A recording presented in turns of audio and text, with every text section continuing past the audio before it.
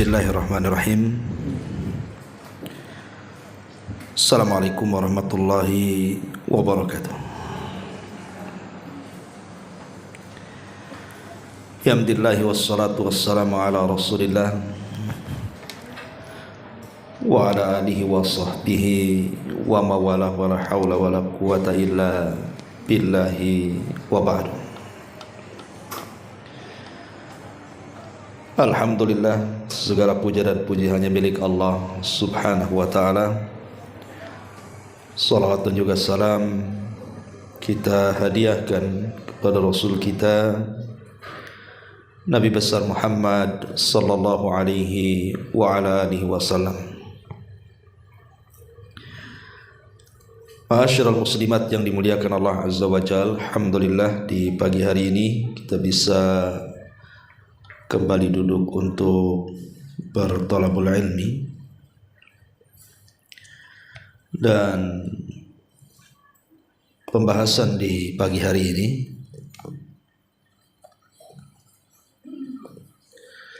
kita akan membahas tema tentang hilangnya berkah dalam rumah. Apa penyebabnya? Ma'asyiral muslimat yang dimuliakan Allah azza wa jalla, tentu setiap kita pasti menginginkan di dalam rumah itu ada kebaikan, dan tidak ada yang mau di antara kita dalam rumah itu penuh dengan keburukan. Dan kebaikan dalam rumah itu tentu karena banyaknya berkah yang terdapat dalam rumah kita. Makanya ketika banyak berkah dalam rumah kita, secara otomatis rizki akan melimpah. Baik rizki secara harta, rizki secara iman, rizki secara ilmu, pasangan, keturunan, dan begitu seterusnya. Ketika berkah itu muncul di rumah kita, maka semua akan kita dapati. Tetapi sebaliknya, ketika dalam rumah itu tidak ada keberkahan lagi di dalamnya, maka pasti akan banyak terjadi masalah. Suami bertengkar dengan istri, istri bertengkar dengan suami, anak pula bermasalah, ataupun mungkin rumah rusak-rusak gitu ya. Pokoknya tidak ada ketenangan hidup dalam rumah itu jadinya. Lah, apa penyebabnya?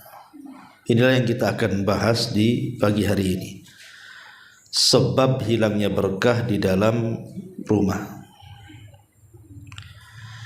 Ma'asyiral muslimat yang dimuliakan Allah subhanahu wa ta'ala, yang pertama, karena para penghuni rumah itu sudah mulai meninggalkan membaca Al-Quran.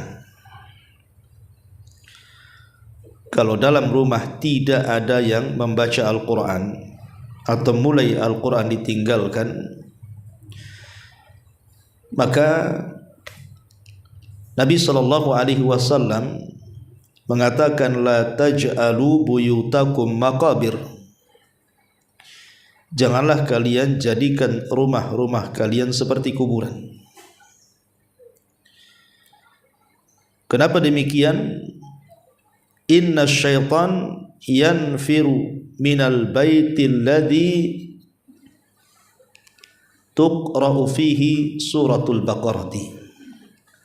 Karena setan itu akan lari dari rumah yang dibacakan padanya surah Al-Baqarah. Maknanya kalau kita tidak membaca surah Al-Baqarah, berarti di rumah itu banyak setannya tuh. Ya tentu bukan hanya dikhususkan dengan Al-Baqarah setiap hari kita baca, Al-Quran secara umum itu mendatangkan barakah. Makanya Allah Subhanahu wa taala mengatakan di dalam Al-Qur'anul Karim, wa hadza kitabun anzalnahu mubarakun musaddiqul ladzi baina yadayhi. Dan inilah Al-Quran, kata Allah, kami turunkan mubarak, di dalamnya penuh dengan berkah-berkah. Makanya kalau penghuni rumah itu banyak membaca Al-Quran, maka ibu akan rasakan pengaruh berkah Quran itu dalam rumah. Dan itu pernah saya dengar sendiri gitu kan, dari salah satu ikhwan kita. Dia mengatakan, Ustadz, dulu saya jarang baca Quran, tapi setelah sering membaca Quran, minimalnya di pagi hari itu 2 lembar, dia bilang begitu. Masya Allah, katanya, rizki saya diluaskan dan rumah tangga saya disakinahkan. Ya, kita tidak heran dia mengatakan seperti itu, karena juga secara dalil dari Al-Quran dan Sunnah, memang Quran itu membawa berkah. Ini yang pertama. Yang kedua, tidak menanamkan ketakwaan dan iman. Di dalam Al-Quranul Karim Allah Subhanahu wa taala mengatakan, walau anna ahlal qura amanu wattaqaw lafatahna alaihim barakatim minas sama'i wal ardh. Kalau seandainya penduduk negeri ini mau beriman dan bertakwa, tentu kami akan bukakan kepada mereka berkah dari langit dan dari bumi. Maknanya kalau seandainya penghuni rumah itu berusaha untuk terus meningkatkan takwa dan imannya, seperti yang dilakukan Nabi SAW kepada keluarganya. Aisyah radhiyallahu anha mengatakan, Rasul itu kalau di sepertiga malam akhir sebelum subuh, maka dia akan membangunkan Aisyah ummul mukminin radhiyallahu anha dan diperintahkan untuk salat witir ataupun tahajud. Dan dari sini Nabi SAW mengatakan, rahimallahu rajulan, semoga Allah Subhanahu wa taala merahmati seseorang yang membangunkan istrinya kemudian mengajak dia salat malam. Dan begitu juga sebaliknya, rahimallahu imra'atan, semoga Allah merahmati seorang wanita yang membangunkan suaminya untuk salat malam. Artinya ketika kemudian ditanamkan takwa dan iman, terus meningkatkan ketakwaan dan iman dengan memperbanyak ibadah dalam rumah, maka itu salah satu bentuk turunnya berkah. Ini yang kedua. Yang ketiga, at-tasmiyatu, membaca basmalah. Terkadang ada di antara kita ini yang lupa membaca basmalah, atau sengaja tidak membaca basmalah, atau mungkin memang tidak tahu bahwa dalam basmalah itu ada berkahnya di situ.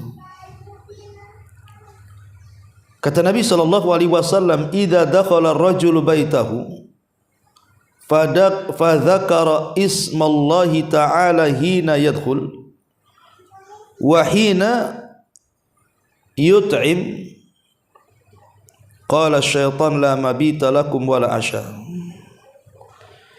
Kata Nabi SAW, apabila salah seorang di antara kalian masuk rumahnya kemudian menyebut nama Allah. Jadi ibu dari mana? Dari pasar, dari luar, masuk ke dalam rumah. Ibu sebelum melangkahkan kaki ke dalam rumah, ibu ngomong bismillah dengan menyebut nama Allah. Atau ketika hendak makan, bismillah dengan menyebut nama Allah. Maka kata Nabi SAW, maka syaitan akan bicara dengan teman-temannya La mabita lakum wala asya. Di rumah ini tidak ada tempat untuk kalian dan tidak ada makanan untuk kalian. Pergi kalian. Subhanallah. Hanya membaca basmalah saja mengusir setan, Bu. Karena masalah itu datang dari setan masalahnya. Semua masalah dalam rumah tangga itu semua datang dari setan, Bu. Makanya kemudian cara mengusir setan dengan cara seperti ini, membaca basmalah. Ketika kita meninggalkan basmalah, maka hilang berkah dari rumah kita. Kemudian yang keempat adalah jarangnya seseorang itu berbagi dalam rumah, terutama soal makanan. Nabi SAW mengatakan ta'amul itsnaini kafi ats-tsalatsa wa ta'amul tsalatsati kafi al-arba'ah. Makanan 2 orang itu sebenarnya cukup untuk 3 orang, dan makanan 3 orang itu cukup untuk 4 orang. Kata para ulama, apabila kita mau berbagi makanan di dalam rumah kita ini, entah dengan tetangga sebelah, entah dengan tamu, entah dengan fakir miskin, anak-anak yatim, kan gitu ya, maka itulah salah satu yang mengundang berkah, berbagi makanan. Ini yang nomor 4. Yang nomor 5, hilangnya berkah itu karena makanan yang dimakan oleh orang-orang yang di dalam rumah itu terkadang tidak memperhatikan halal haramnya, main makan saja. Di mana Rasulullah SAW mengatakan, innallaha thayyibun la yaqbalu illa thayyibah. Allah itu maha baik, tidak menerima kecuali yang baik-baik. Maka harta yang haram tidak akan diberkahi. Harta haram itu tidak akan diberkahi. Karena selain daripada doa-doanya ditolak oleh Allah Azza wa Jalla, maka tidak ada berkah yang masuk ke dalam rumah itu. Maka perhatikan, jangan memakan yang diharamkan. Entah makanan, entah minuman, entah pakaian, gitu ya. Kalau bisa dibeli dari uang yang dihalalkan. Dan ibu harus tahu pekerjaan suami. Suami ini kerja apa, kan gitu ya. Kalau memang zahirnya halal, makan. Walaupun ibu kan tidak tahu suami dapat uang dari mana, tapi nampak zahirnya dia kan kerja. Layaknya orang-orang, insyaallah halal.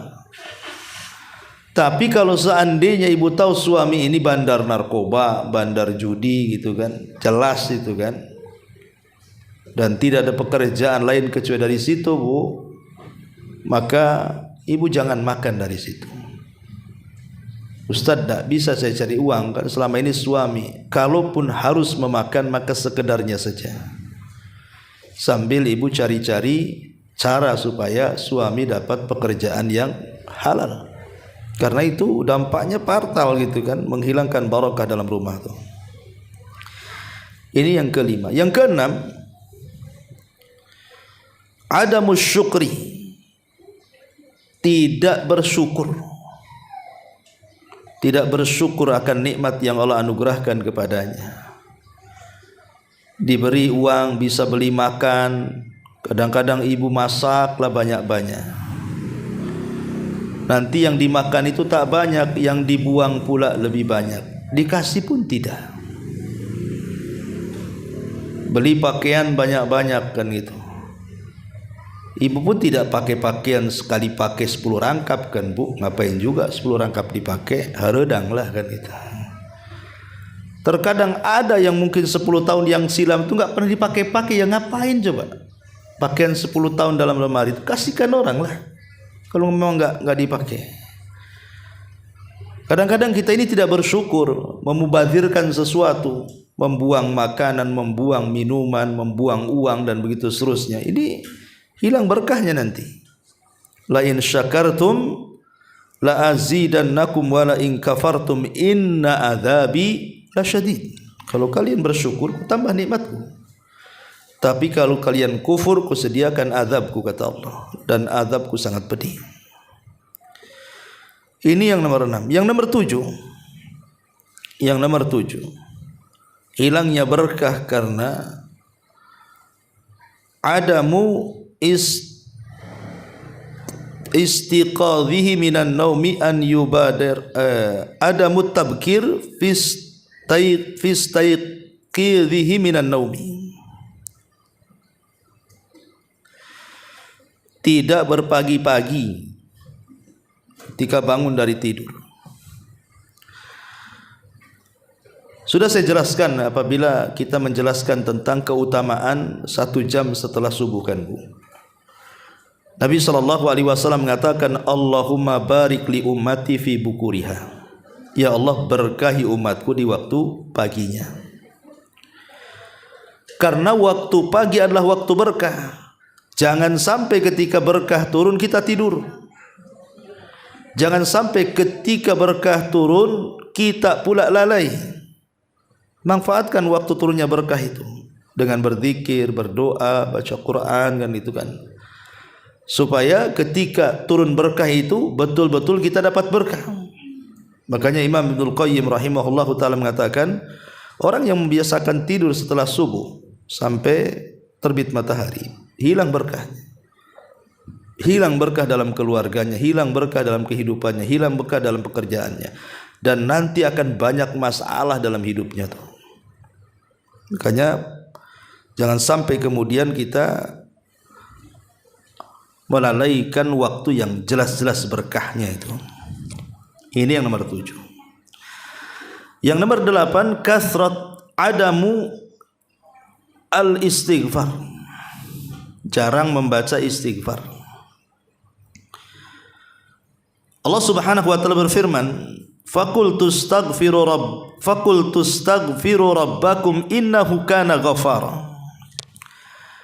Yursilis samaa 'alaikum midrara wa yumdidkum bi amwali wa banin wa yaj'al lakum jannati wa yaj'al lakum anhar. Maka aku katakan, kata Nuh kepada kaumnya, perbanyaklah istighfar kepada Rabb kalian, sebab dengan istighfar itulah Allah akan menurunkan hujan kepada kalian, akan menambah harta kepada kalian, akan menambah keturunan kepada kalian, dan Allah akan jadikan kebun-kebun dan juga sungai-sungai. Lihat bagaimana dahsyatnya istighfar, menjadikan sebab turunnya hujan, menjadikan sebab berlimpahnya kekayaan dan keturunan, dan menjadikan sebab kesuburan. Maka kalau ingin dapat berkah dalam rumah, perbanyak istighfar. Astagfirullah, astagfirullah, astagfirullah. Nah itu Bu ya. Karena istighfar sendiri artinya adalah kita meminta kepada Allah agar aib kita itu ditutup oleh Allah. Betapa banyak orang-orang yang dibuka aibnya, yang tadinya dihormati Bu, jadi dihinakan. Yang tadinya dimuliakan jadi direndahkan. Yang tadinya orang bicara dengan kita jadi ditinggalkan. Itu kalau aib kita ketahuan tetangga kita. Oh, rupanya si anu nampaknya saja pakai cadar ya, rupanya lebih dahsyat dosanya dibandingkan yang telanjang katanya. Jadi kan repot Bu ya. Jadi dengan memperbanyak istighfar itu Bu, aib-aib kita dalam rumah kita itu tidak akan ditampakkan oleh Allah. Jadi orang memandang kita itu tetap baik. Kemudian yang kedua, mana istighfar itu kita meminta ampun kepada Allah agar dosa-dosa yang kita lakukan di dunia tidak diadab di akhirat. Jadi istighfar itu sendiri manfaatnya besar, ya kan? Menutup aib kita dan menghapuskan dosa-dosa kita. Lebih daripada itu, dengan memperbanyak istighfar itu akhirnya apa? Allah mudahkan semuanya. Suami kerja Allah mudahkan gitu ya. Pekerjaan ibu Allah mudahkan, anak-anak sekolah Allah mudahkan, hanya memperbanyak astagfirullah itu kan berkah Bu ya. Tapi orang yang jarang istighfar nggak akan dapat perkara-perkara seperti ini.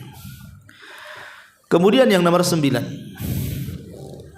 adamu at-tawakkul wa akhdhi bil asbab. Kurangnya tawakal. Ketika orang kurang tawakal dan kurang mengambil sebab, maka susah akan turun berkah. Ketika kemudian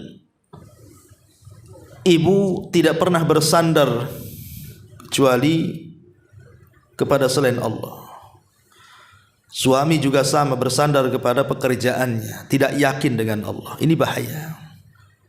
Ya, hiduplah sesuai sebagaimana keyakinan kita bahwa rizki kita sudah diatur, usia kita sudah diatur, bahagia kita sudah diatur, celaka kita sudah diatur, semua sudah diatur. Tinggal pasrahkan aja kepada Allah Azza wa Jalla. Sebab orang yang kurang tawakal biasanya rungsep hidupnya, Bu. Sakit sedikit ngeluh, gaji enggak cukup ngeluh, ada masalah ngeluh, enggak ada bahagianya tuh nanti. Ya. Jadi sandarkan semua kepada Allah Azza wa Jalla, kemudian ambil sebab. Ini di antara poin yang ke-9. Poin yang ke-10, ityanul ma'asi wal muharramat. Dalam rumah banyak maksiat dan banyak hal-hal yang diharamkan dilakukan. Nabi mengatakan, innal abda la yuhramur rizqu bidzambin yusibu. Kata Nabi SAW, seorang hamba itu akan diharamkan dari rizkinya karena dosa yang dilakukannya. Jadi kalau di dalam rumah itu banyak dosa, banyak yang melakukan dosa dan tidak ditegur, terutama kepala rumah tangganya tidak punya kecemburuan kepada keluarganya, anaknya buka aurat ya biarin saja, enggak sholat ya dibiarin saja, kena pergaulan bebas ya tenang-tenang saja. Ini bahaya kalau dalam rumah seperti ini maksiat dibiarkan gitu kan. Karena ketika dalam rumah itu dipenuhi dengan maksiat dan keharaman, cabut berkahnya nanti. Nanti banyak masalah di situ. Ini juga yang harus jadi perhatian. Kalau bisa jangan banyak maksiat di dalam rumah. Kemudian yang nomor 11, bakhil wa adamu al-infaq. Bakhil, tidak mau infak, tidak mau sedekah. Padahal setiap hari itu, Bu, malaikat itu datang. Kemudian malaikat itu akan ngomong, Allahumma a'ti mumfikan khalafa wa'ti mumsikan talafa. Ya Allah, kalau penghuni rumah ini hari ini dia berinfak, tambah rizkinya ya Allah. Ya Allah, kalau hari ini penghuni rumah itu bakhil, tidak mau berinfak, hancurkan saja hartanya ya Allah. Ini yang ngomong malaikat, Bu. Setiap pagi ngomong begitu, Bu. Ya. Makanya kalau bisa setiap pagi itu kita bersedekah. Gimana caranya, Ustadz? Gampang. Ibu tahu celengan, Bu? Tahulah, mana tak tahu celengan. Beli celengan. Jangan yang gambar ayam jago, Bu. Yang biasa aja, jangan bentuk patungnya. Celengan biasa. Tulisi dalam celengan itu untuk anak yatim, ataupun untuk pembangunan masjid, untuk membantu dakwah umpamanya. Terserahlah mau tulis siapa. Ya. Ibu kan bisa setiap hari masukkan, gak usah banyak-banyak lah kan, receh-recehan itu habis belanja itu kan kadang-kadang banyak, Bu. Ada yang 1000, ada yang 500 perak gitu kan. Masukkan aja tuh. Jadi setiap hari pun berinfak tuh. Nanti kalau 1 bulan sudah penuh, sesuai dengan peruntukannya. Kalau untuk anak yatim, kasihkan anak yatim. Untuk pembangunan masjid, kasihkan untuk pembangunan masjid. Untuk pesantren kan itu. Jangan pula sudah penuh pakai belanja pula sama ibu. Enggak niat itu namanya, ya. Jadi ini juga penting. Biasakan infak karena ini bisa mendatangkan berkah dalam rumah. Ini yang nomor 11. Nomor 12, at-tahawun fi ba'dil a'mali allati tusafu bi annaha syirkun. Bermudah-mudah seseorang itu dengan amalan-amalan yang berbau syirik. Contoh umpamanya sumpah kepada selain Allah, datang ke dukun, percaya jimat. Nah, ini bahaya nih, ya. Karena banyak di masyarakat itu orang yang gak yakin dengan Allah tuh. Makanya ibu kalau suami yang sudah suka-suka dan klinik-klinik itu, nasihati, ya bang, percayalah sama Allah, tidak perlu pakai jimat-jimat nih. Jadi kasih tahu, nggak perlu datang ke dukun. Ini bisa membahayakan, berkah dicabut dari rumah nantinya. Ini yang nomor 12. Nomor 13, at-taqa'us an ikhraji mali zakat. Seseorang tidak mau melaksanakan kewajiban hartanya berupa mengeluarkan zakat. Hartanya banyak, mungkin ratusan bahkan miliaran, mungkin sebagian orang itu punya harta, tapi tidak ingat zakat tuh. Ada setiap tahun kan ada zakat mal yang harus dikeluarkan apabila sudah mencapai nisab dan haul. Karena dengan mengeluarkan zakat itu adalah membersihkan harta, itu mendatangkan berkah tuh. Ketika kemudian harta kita tidak dikeluarkan zakatnya, berarti ada harta kotor di situ. Itulah yang mengundang tidak berkahnya rumah kita. Ini yang ke-13. Yang nomor 14, at-tanasi fadlillahi azza wa jalla. Lupa dengan karunia dan nikmat Allah azza wa jalla. Jangan melupakan nikmat yang sudah Allah anugerahkan kepada kita. Terkadang orang dilupakan ketika sudah kaya. Dulu ibu lagi susah gitu ya kan, masihlah baik sama orang, nyapa sama orang. Kemudian setelah Allah robah kehidupannya jadi kaya, jangan lagi nyapa sama orang. Kaca mobil pun tak mau dibawahkan, dibuatnya hitam semua. Cara jalannya aja beda. Dulu waktu susah cara jalannya bentar-bentar nyapa, bentar-bentar nyapa. Udah kaya main lurus kayak tiang listrik, udah nggak belok-belok tuh kepala tuh kayak kacamata kuda. Jadi ada orang-orang yang lupa akan nikmat yang sudah Allah anugerahkan. Fa bi ni'mati rabbika fahaddits. Ingat, kalau Allah berikan nikmat, hadis, tampakkan nikmat itu, bersyukur. Jangan lupakan nikmat, karena itu bisa menghilangkan berkah masalahnya. Kemudian juga yang nomor 15, tarku ba'dil wajibat wal faraid. Meninggalkan kewajiban-kewajiban. Tidak sholat 5 waktu, tidak puasa Ramadan, udah kaya tak mau haji, udah kaya tak ada zakat. Pokoknya nggak peduli dengan kewajiban tuh, Bu. Ini bahaya. Bahaya sekali. Apalagi sampai kalau meninggalkan sholat ini terputuslah hubungan kita dengan Allah. Kalau sampai terputus hubungan kita dengan Allah, aduh bahaya. Dipastikan nggak ada berkah hidupnya tuh.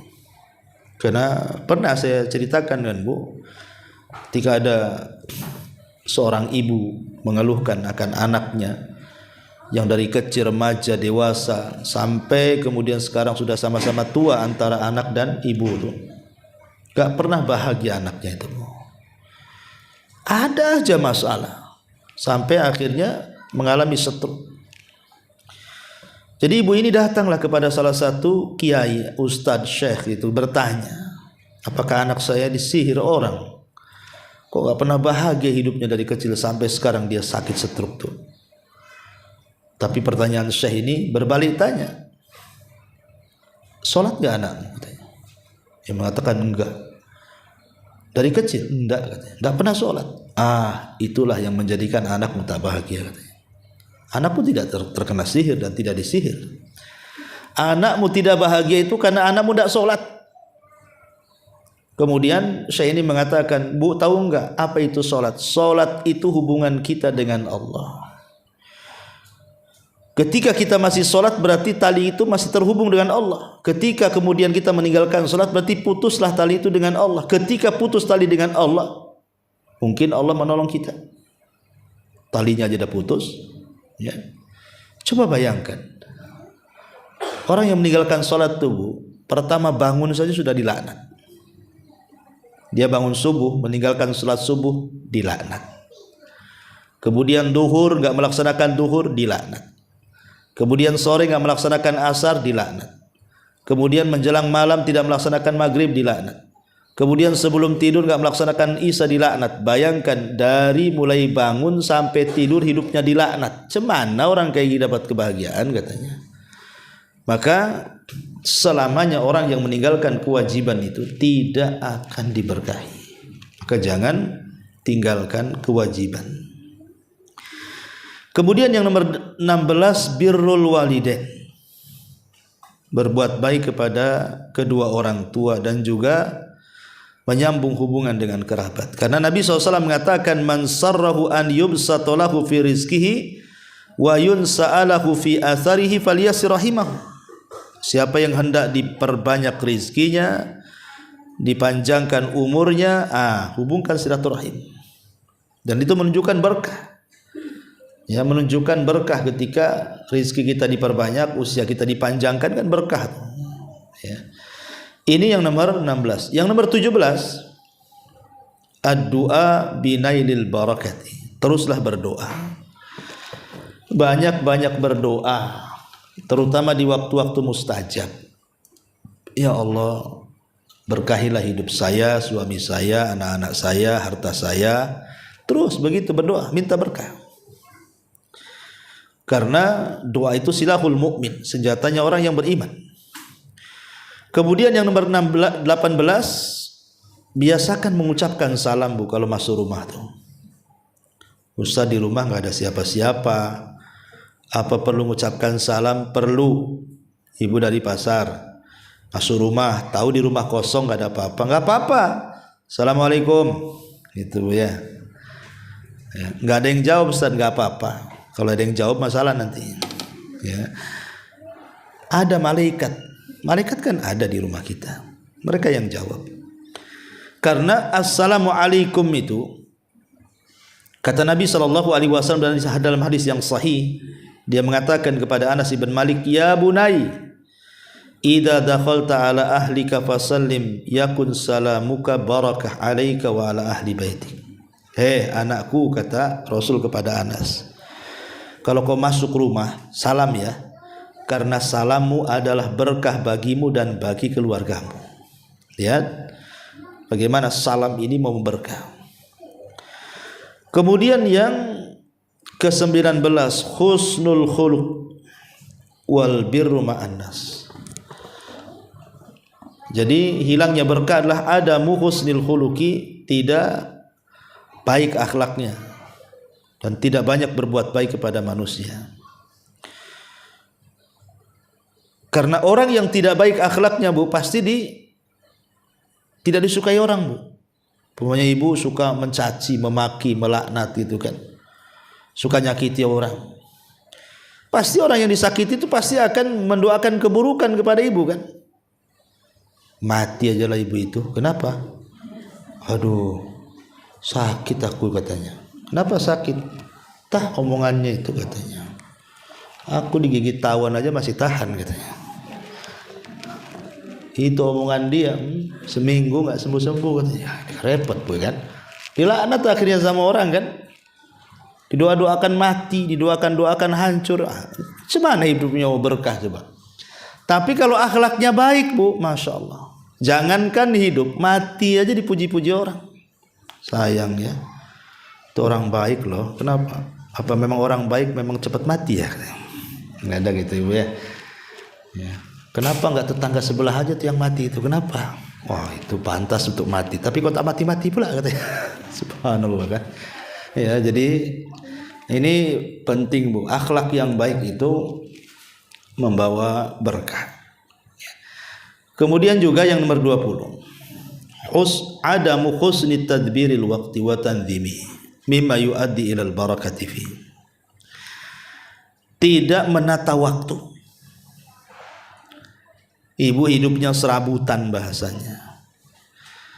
Kalau ibu bisa menata waktu, ibu, saya harus bangun nih 2:30 saya harus bangun, pasang alarm, bangun. Kemudian nanti selepas subuh saya nggak akan tidur baca Quran. Nanti jam sekian nanti saya sholat duha. Nah, gitu maksudnya menata waktu.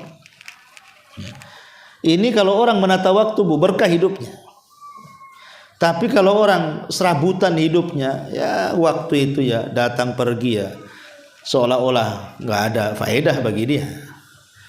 Pada Allah Subhanahu wa taala banyak bersumpah dengan waktu dalam Quran itu. Sebenarnya waktu itu sesuatu yang sangat luar biasa bagi seorang mukmin. Karena lewat saja satu hari tidak bisa dibalikkan. Sementara satu hari yang akan datang belum tentu kita dapat. Yang memungkinkan ya sekarang ini yang kita hadapi. Kira-kira apa yang bisa kita lakukan? Ma'asyiral muslimat yang dimuliakan Allah Azza wa Jalla. Ini yang ke-20. Yang 21. Ziaratil ahli wal asdiqa. Biasakan berziarah, mengunjungi keluarga, kerabat yang dekat-dekat lah kan, ya. Karena ini bagian daripada silaturahim, dan tadi keutamaan silaturahim menambah harta dan juga usia. Kemudian yang nomor 22, ta'wid, adamu ta'widil lisan ala kathratil hamdi wa syukri lillahi ala ni'amihi allati la tu'addu wa la tuhsa bil istimrar. Tidak membiasakan lisannya memperbanyak alhamdulillah wa syukru ala ni'matihi, dan syukur kepada nikmat. Jadi kalau bisa, Bu, apapun, Bu, ucapkan alhamdulillah. Sedikit banyak alhamdulillah. Ibu sakit, alhamdulillah. Ibu sehat, alhamdulillah. Ibu susah, alhamdulillah. Ibu senang, alhamdulillah. Ibu seret, alhamdulillah. Ibu lapang, alhamdulillah. Alhamdulillah ala kulli hal. Katakan alhamdulillah. Karena orang yang suka membaca alhamdulillah ini mendatangkan berkah. Gimana Ustaz? Masa sakit alhamdulillah, susah alhamdulillah. Bukan alhamdulillah karena sakitnya, bukan alhamdulillah karena susahnya. Maksudnya alhamdulillah karena sakit itu karena kita memandang orang lain. Alhamdulillah, saya kan baru sakit gigi Ustaz, tetangga ginjal. Nah, gitu maksudnya kan. Itu maksudnya mensyukuri nikmat yang masih ada. Alhamdulillah ya suami saya masih bisa bekerja lah walaupun kena PHK. Itu yang sebelah itu udah 5 tahun tak kerja tuh. Jadi kita bersyukur, maksudnya seperti itu. Itu yang dimaksud mengucapkan memperbanyak alhamdulillah itu. Kemudian juga memperbanyak hilangnya berkah itu karena adamul amanati wasidqi, hilangnya amanah dalam keluarga, hilangnya kejujuran dalam keluarga. Ketika suami sudah tidak amanah menjadi kepala rumah tangga, ketika istri sudah tidak amanah menjadi istri, tidak tahu hak dan kewajibannya, ketika kemudian anak-anak yang merupakan titipan juga dibiarkan tidak ada amanah untuk menjaga mereka, mendidik mereka, membesarkan mereka, dan begitu seterusnya, atau harta yang dititipkan juga tidak amanah dengan tidak memberikan sedekah, hak sedekahnya, hak zakatnya, dan begitu seterusnya, pokoknya tidak amanah. Nah, ini hilang berkahnya. Kemudian juga yang nomor 24, at-ta'amul birriba, banyak memakan harta riba. Kalau di dalam rumah itu banyak makan riba, Bu, bermuamalah dengan riba, itu hilang berkahnya tuh. Makanya Allah Subhanahu wa taala ketika bicara soal riba, Allah mengatakan apa? Yamhaqullahu riba wa yurbis shadaqah. Allah akan menghilangkan berkah riba dan Allah akan memberkahi sedekah. Hilang berkahnya.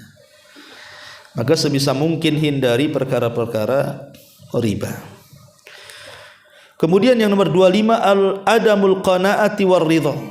Tidak qanaah, tidak redha. Maksudnya tidak qanaah, tidak redha itu dia selalu mengeluh dari pemberian Allah. Selalu mengeluh. Ya. Suami mungkin kerjanya ya supir taksi, ojek online, GoFood atau apa gitu kan. Kebetulan hari itu hujan, tak dapat banyak, ngomel-ngomel pula istri. Kok tak pandai cari kerja ya bang ya? Kok dapat sedikit hari ini? Pasti kau malas-malas. Pasti kau tidur di sana ya. Nah, itu kadang-kadang ada istri yang seperti itu. Dia tidak qanaah, harusnya kan bersyukur, alhamdulillah lah bang. Hujan-hujan pun masih dapat 10 juta. Ya kan? Harusnya kan gitu Bu. Banyak bersyukur. Ini enggak kan gitu ya. Ya, kalau qanaah itu Bu, insya Allah berkah hidupnya, ditambah nanti. Ya. Dan redha gitu ya. Taib, kemudian yang nomor 26. Adamul qasdi wal israf. Tidak hidup sederhana dan berlebih-lebihan. Ya. Ada orang itu Bu, hidupnya berlebih-lebihan. Kadang-kadang tidak sesuai dengan pendapatan. Makanya kenapa Umar bin Khattab radhiyallahu anhu pernah menegur Jabir bin Abdullah. Jadi Jabir ini ke pasar beli daging. Lewat sama Umar. Kata Umar, kau dari mana Jabir? Dari pasar wahai Amirul Mukminin. Ngapain? Beli daging. Kata Umar, apakah setiap yang kau inginkan kau beli? Apakah setiap yang kau inginkan kau harus beli? Katanya. Jangan seperti itu. Ya. Lah ini ucapan Umar bin Khattab, apakah setiap yang kau inginkan kau beli? Ini sindiran. Harusnya ucapan Umar ini bukan kepada Jabir, tapi ke ibu-ibu harusnya. Harusnya Umar tuh ngomong begini itu ya ke ibu-ibu hari ini nih. Apa setiap ibu menginginkan sesuatu terus beli? Gitu maksudnya ya. Karena begitu ibu-ibu tuh.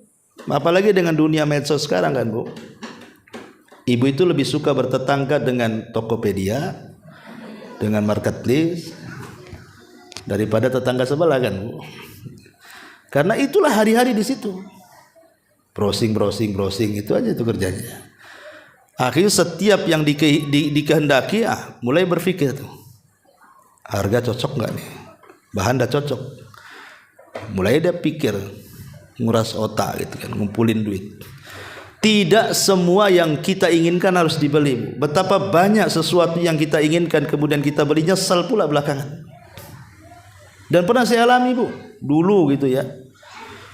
Kadang-kadang dulu waktu saya masih muda, sekarang muda juga. Maksudnya dulu waktu suka dengan sepeda motor tuh Bu. Saya udah ada sepeda motor dulu, suka pakai sepeda motor laki-laki itu GL Pro tuh. Tahu ada motor baru, ya GL Max tuh nggak salah itu. Pada susah lah cari duit itu. Akhirnya terpaksa saya jual tukar tambah. Rupanya masih enak GL Pro, nyesel tuh. Ya. Nyeselnya luar biasa waktu itu. Kenapa? Untuk apa saya beli ini? Saya pernah rasakan dulu kayak gitu kan. Jadi betul lah kata Umar bin Khattab itu. Apa setiap yang kau inginkan kau harus beli? Ya enggak harus beli kan. Lihat kebutuhannya mendesak atau tidak kan itu. Ini makanya sekarang hidup di zaman sekarang ini luar biasa. Ya. Makanya kenapa hilang berkah? Karena setiap keinginan harus terpenuhi. Padahal itu tidak mencerminkan kesederhanaan yang ada, kemudian israf berlebihan. Kemudian yang nomor 27. Adamud du'a wal luju ilallahi azza wa jalla. Ya. Sedikitnya berdoa dan kembali kepada Allah Subhanahu wa taala. Maksudnya ketika kita ini banyak masalah itu harusnya kita introspeksi kan Bu. Kalau ibu ada masalah itu harusnya kan lebih dekat kepada Allah. Lebih rajin lagi doanya, lebih rajin lagi sholatnya, lebih rajin lagi puasanya, lebih rajin lagi zikirnya, kan begitu Bu ya. Supaya persoalan itu hilang nanti, diurai. Yang ada enggak, kalau ada masalah itu tidur aja ibu. Atau jalan kemana gitu kan. Salah, kalau ada masalah harusnya perbanyak ibadah. Makanya Nabi SAW satu hari keluar, Entah siapa yang melangkahkan kaki Nabi tiba-tiba menuju ke masjid. Di luar jam sholat di waktu duha, nggak ada orang di masjid. Tiba-tiba dalam masjid itu ada seorang sahabat namanya Abu Umamah sedang berdoa dengan khusyunya di hadapan Allah Subhanahu wa taala. Maka Rasul bertanya, Abu Umamah, ini kan bukan waktu sholat, ngapain kau di masjid? Kata Umamah, humumun lazimatni wa duyunun ya Rasulullah. Stres wahai Rasul, banyak hutang wahai Rasul. Tapi lihat bagaimana Abu Umamah. Dia tahu dia sedang stres, dia tahu dia banyak hutang. Dia enggak kemana-mana, dia tahu yang bisa menyelesaikan Allah, makanya dia ke masjid. Dia berdoa di situ. Tiba-tiba doanya dikabulkan, digerakkan Rasul yang tidak ada niat ke masjid jadi ke masjid untuk menemui Abu Umamah. Kemudian Nabi SAW mengatakan, ya Abu Umamah, mau enggak ku ajarkan kepadamu beberapa kalimat. Kalau kau baca di pagi hari dan kau baca di sore hari, ku pastikan stresmu hilang, hutangmu terlunasi. Gitu. Kata Abu Umamah, oh senang kali Rasul, ajarkan kalimat-kalimat itu. Maka Rasul SAW mengajarkan, idza asbahta wa idza amsayta faqul Allahumma inni a'udzubika minal hammi wal hazani wa a'udzubika minal ajzi wal kasali wa a'udzubika minal jubni wal bukhli wa a'udzubika min ghalabatid daini wa qahri rijal.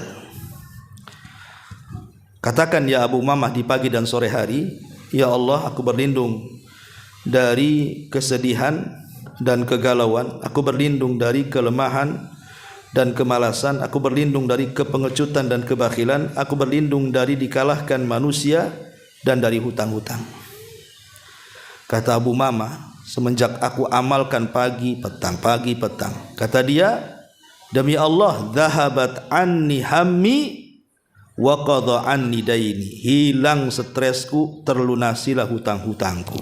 Lihat, itulah pentingnya kembali. Kalau kita lagi ada masalah itu kembali kepada Allah, rajin ibadah supaya Allah carikan jalan keluarnya, dan itu bentuk berkah. Ya. Kemudian yang nomor 28, adamu dzikri. Dicabutnya berkah itu karena kita kurang zikir. Bu. Karena Nabi SAW yang mengatakan, mathalu al-bait. Kata Nabi SAW, mathalul baitil ladzi yudhkarullahu fihi wal bait alladzi la yudhkarullahu fihi mithlul hayy wal mayyit. Permisalan rumah yang dibacakan zikir di situ dan rumah yang tidak dibacakan zikir di situ ibarat orang hidup dan mati. Jadi kalau rumahnya banyak zikir, itulah hidup rumah tuh.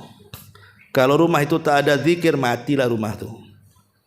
Jadi banyak berzikir, tasbih, takbir, tahlil, sambil masak, sambil apa aja lah kan. Di rumah kan banyak aktivitas bu, sambil nyapu pun bisa zikir itu.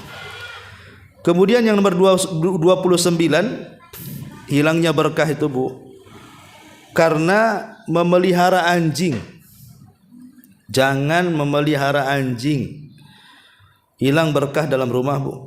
Kata Nabi SAW, man amsaka kalban fa innahu yankusu kulla yaumin min amalihi qiratun.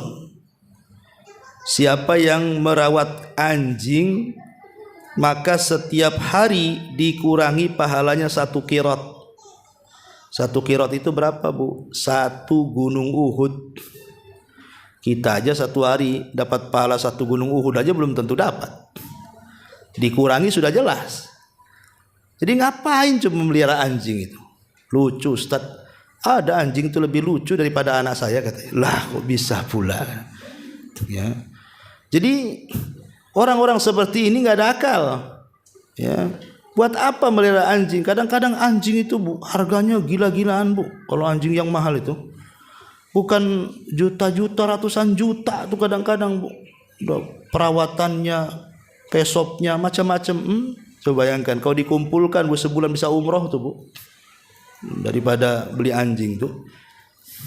Ya. Kemudian juga yang nomor 30, ta'liqus suwari fil baiti wassanam. Hindari makhluk-makhluk yang bernyawa dalam rumah itu, gambar-gambar. Ya Bu ya, gambar-gambar. Ustadz ini kan foto keluarga, simpan aja lah foto keluarga itu, nggak usah dipajang-pajang. Ya kan bisa ditaruh di album, taruh di lemari, sewaktu-waktu mau nengok kan bisa diambil Bu. Nggak usah dipajang-pajang, kenapa kan itu? Karena itu salah satunya yang menjadikan malaikat rahmat yang membawa berkah itu tidak mau masuk masalahnya. Apalagi ada rumah itu sengaja Bu, di depannya itu dibuat kayak gapura, dibuat di situ patung harimau, patung macan, patung kuda, patung semua di situ. Kan ada tuh orang yang suka patung itu, bertengger semua patung-patung di rumahnya. Ini nggak akan malaikat masuk tuh. Ya itu nanti nggak berkah rumah kita jadinya. Kalaupun harus buat patung Bu, jangan patung binatang. Buatlah patung itu kayak buat pohon kelapa gitu kan, atau apa gunung-gunung tuh apa kan itu. Jangan binatang, jangan makhluk yang bernyawa. Karena itu menjadikan malaikat tidak akan turun tuh, nggak berkah jadinya. Lah ini diantara 30 penyebab, banyak lagi sebenarnya, ini yang saya ringkas. 30 penyebab tercabutnya berkah di rumah kita. Ma'asyiral muslimat yang dimuliakan Allah Subhanahu wa taala. Tetapi kalau seandainya ibu ini memang diberikan nikmat oleh Allah, alhamdulillah Ustaz, kehidupan saya sih bahagia dengan suami, tidak ada cekcoknya, nggak ada pertengkarannya. Kami pun berkomitmen untuk hidup bahagia. Kami pun teruslah ibadah, ngaji, tanggung jawab sama anak-anak. Harta yang kami makan pun berusaha yang halal. Pokoknya Masya Allah hidupnya enak lah bahasanya kan Bu ya. Walaupun demikian ibu sudah berada di atas kenikmatan, maka menjaga nikmat untuk hilang itu perlu. Dengan cara apa? Lakukan 4 perkara supaya nikmat berkah yang sudah ibu dapati hari ini tidak hilang dan terus bertambah. Lakukan 4 perkara.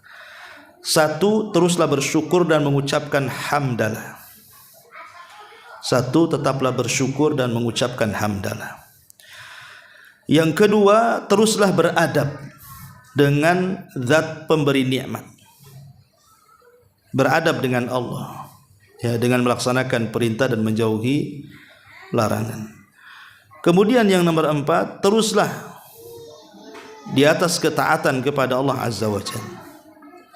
Kemudian yang nomor 3, teruslah di atas ketaatan. Dan yang nomor 4, jangan lupa bentengi nikmat-nikmat supaya tidak ada yang hasad dengan kita dengan zikir dan doa. Bentengi. Karena kadang-kadang ada tetangga-tetangga itu yang tidak suka kita senang. Ada tetangga-tetangga yang nggak suka kita kaya. Ada tetangga-tetangga yang tidak suka kita harmonis.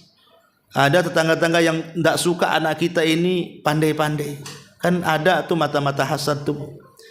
Maka supaya mata-mata hasad, mata-mata dengki itu tidak sampai merusak nikmat kita, maka bentengi dengan zikir, dengan doa, Masya Allah la quwata illa billah, atau apalah zikir-zikir supaya nikmat itu dan berkah itu tetap. Ya, wallahu a'lam. Ini yang bisa sampaikan. Tapi sebelum saya tutup, silakan kalau ada yang bertanya.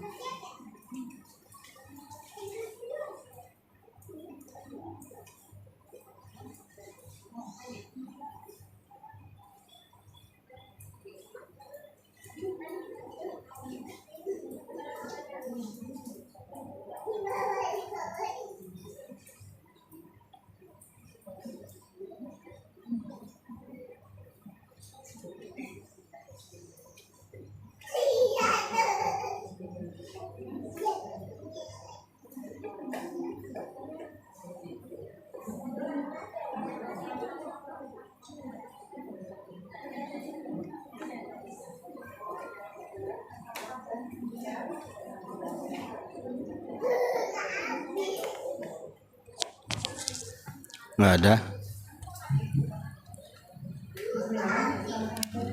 Waalaikumsalam warahmatullahi wabarakatuh. Ya. Ada poin tadi kan kita tidak boleh memelihara anjing, karena akan hilang keberkahan dari rumah kita. Bagaimana dengan memelihara kucing, Ustaz? Apakah akan bertambah berkah atau hukumnya mubah? Waalaikumsalam. Apakah memelihara kucing itu bisa membawa berkah? Iya. Bismillah, alhamdulillah. Memelihara kucing tidak ada dalilnya bahwa kalau memelihara kucing itu berkah, tidak. Tapi di zaman Nabi SAW ada seorang sahabat namanya Abdurrahman ibn Sakhr. Jadi kalau ke pengajian bawa anak kucing. Jadi anak kucing ini selalu dibawa sama Abdurrahman ibn Sakhr ini. Jadi karena kecintaan Abdurrahman ibn Sakhr kepada anak kucing itu, maka Rasul takjub, ya, sehingga akhirnya memberi nama Abdurrahman bin Sakhr dengan sebutan Abu Hurairah. Abu Hurairah. Hurairah itu kucing kecil. Kalau kucing garong Hirah. Jadi dia suka bawa anak kucing, gitu ya. Intinya bahwa kucing itu, ya, kata Rasul sallallahu alaihi wasallam, fa innaha minat tawafina alaikum. Dia adalah binatang yang suka tawaf di sekitar kalian. Binatang yang jinak, kadang-kadang ngelendot kepada kita. Makanya air liurnya tidak dinajiskan. Ya, suci air liurnya. Tidak seperti anjing, gitu ya kan. Karena dia selalu ngelendot gitu dekat dengan kita, kadang ya jinak dengan manusia. Tetapi tidak ada hadis kalau melihara kucing itu dapat berkah, tidak ada. Ya biarkan aja lah kucing itu liar di luar. Kalau memang ibu mau ngasih makan, kasihlah makan kucing, anak kucing di situ. Karena begini Bu, terkadang ada juga yang berlebihan gitu kan. Ada orang yang merawat kucing, terkadang kucingnya karena bukan kucing biasa, kucing entah Persia, entah Anggora, entah apa yang mahal-mahal itu kan Bu. Itu kan perawatannya ngeri Bu. Perawatan yang ngeri kan begitu ya.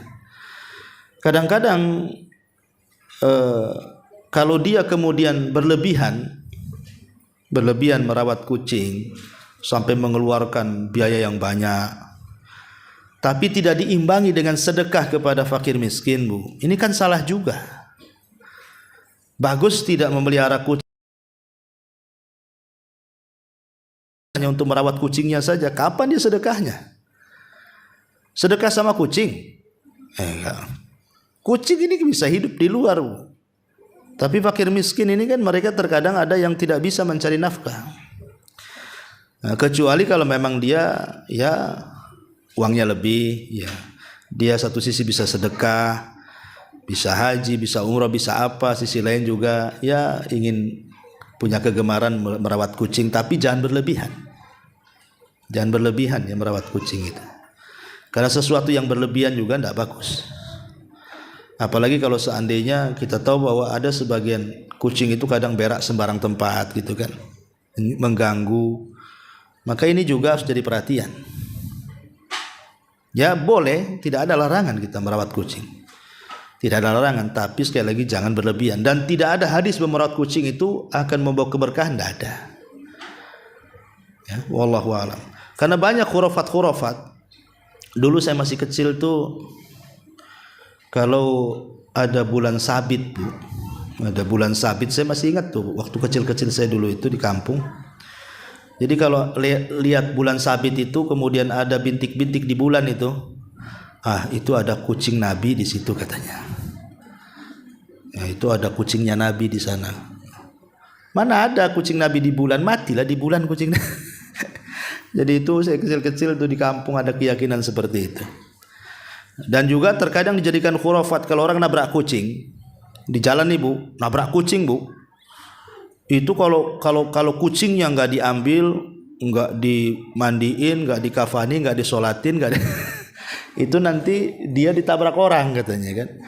Lah ini khurafat Bu, karena sudah mengakar Bu. Kadang-kadang kalau habis nabrak kucing was-was tuh. Was-was, akhirnya betul-betul kecelakaan gitu ya kan. Karena was-was, Itu khurafat. Nabrak kucing itu sama dengan nabrak ayam. Ibu nabrak ayam, nabrak kucing, nabrak tikus, sama aja. Nggak ada nabrak kucing begini, karena kan tidak sengaja gitu ya. Lain kalau nampak ada kucing, ibu udah ngeker nih, saya tabrak. Itu dolim sama binatang. Ya. Tapi kan ini nggak sengaja. Itu kepikirannya tuh seminggu tuh bu. Kayak nabrak anak orang aja tuh. Ini khurafat. Yang seperti ya kalau nabrak kucing sudahlah. Kalaupun mau dikuburkan ya ambil dikuburkan gitu. Supaya bangkainya tidak bau gitu saja. Jangan ada keyakinan lain-lain. Ya enggak ada keyakinan lain-lain itu. Ya, wallahu a'lam.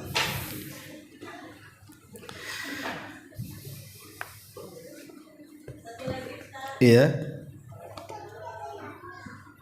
Masuk rumah kosong itu membaca Bismillah, Assalamualaikum atau Assalamualaikum warahmatullahi wabarakatuh. Yang mana yang benar Ustaz? Iya. Dua-duanya dibolehkan. Kalau kita mengucapkan assalamualaikum masuk rumah maksudnya kan? Iya, masuk rumah kosong. Iya, bisa assalamualaikum, bisa juga seperti salam ketika sholat kan itu ya. Ya, wala ibadillahi sholihin, maksudnya kan mengucapkan salam kepada saudara-saudara kita dari kalangan jin yang soleh yang ada di situ. Ya nggak ada masalah. Ya, boleh dua-duanya. Terus Ustaz, Iya. masuk rumah yang kosong itu apakah kan kita kadang mengatakan sekolah yang kosong sementara atau kosong yang benar-benar nggak ada orang kita masuk di situ atau sama maksudnya Umum, baik kosong sementara atau kosong lama sama aja. Jangankan rumah kosong bu, rumah isi saja. Ibu kelebihan kamar bu, kamar itu dihuni jin, ya kan? Ibu nih buat rumah, buat 5 kamar, yang dihuni cuma 2 tuh, yang 3-nya nggak dihuni, itu jadi tempat jin tuh. Ya makanya kalau bisa itu kalau memang ada kelebihan kamar bu, ya yang kelebihan itu entah ibu jadikan musola di situ bu ya, dijadikan musola tempat ibu zikir atau dijadikan tempat baca Quran atau dijadikan perpustakaan supaya terisilah kamar-kamar itu di situ. Dan kalau memang rumah itu kosong sudah lama sekali bu, bukan yang mengucapkan salam, tapi itu ibu baca-baca yang lainnya juga seperti a'udzu bikalimatillahi tammati min syarri ma khalaq. Gitu kan, kita tidak tahu karena kalau sudah rumahnya kosong lama itu mungkin jadi rumah hantu jadinya kan. Banyak setan di situ, makanya banyak-banyak zikir. Apalagi baru beli rumah. Rumah ini enggak pernah ditempati sama penghuninya. Rumah baru kan gitu ya. Maka ibu pertama masuk ya baca basmalah, mengucapkan salam, kemudian baca zikir a'udzu bikalimatillahi tammati min syarri ma khalaq, kemudian baca surah Al-Baqarah. Ya, supaya setan-setannya pergi dari situ. Kalau rumah baru ibu baru pindah atau beli ya, supaya jangan diganggu setan yang ada di situ. Wallahu a'lam. Wa iyyak. Ya, sampai di sini subhanak bihamdika asyhadu an la ilaha illa anta astaghfiruka wa atubu ilaik. Allahu ta'ala.